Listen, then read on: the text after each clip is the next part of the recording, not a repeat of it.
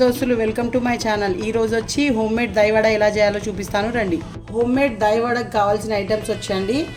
ఇది వడ అండి. వడ మీన్స్ మనం బేసన్తో చేసుకోవచ్చు. నేను మినపప్పు చేసి ఉండే అవే వాడుతున్నా. వడలు కావాలి. అలాగే మనం ఇంట్లో తోడేసుకున్న పెరుగు, పచ్చిమిర్చి, కొత్తిమీర, కరివేపాకు. ముందుగా పెరుగుని మంచిగా చిలుక్కోవాలండి. ఒక దాంట్లో వేసుకొని మంచిగా చిలుక్కున్న తర్వాత దానికి సరిపడే సాల్ట్ వేసేసుకోవాలండి.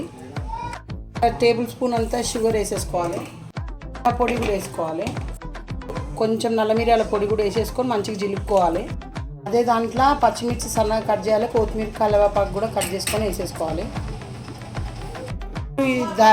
వడ ఉంటుంది కదా, దాన్ని చిన్న చిన్నగా పీసెస్లోనే వేసుకోవచ్చు, ఒక్కొక్కటనే వేసుకోవచ్చు. ఈ పీసెస్లో వేసుకుంటే ఏంటంటే మంచి లోపల దాకా నానతాయి మంచిగా.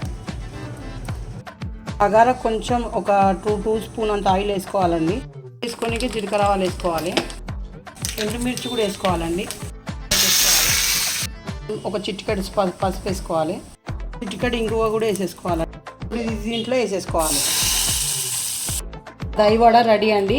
ఇప్పుడు ఇది ఒక 1 అవర్ ఫ్రిడ్జ్లో పెట్టుకోవాలి. దైవడ సర్వింగ్కి రెడీ అయిందండి. నచ్చితే లైక్, షేర్, సబ్స్క్రైబ్.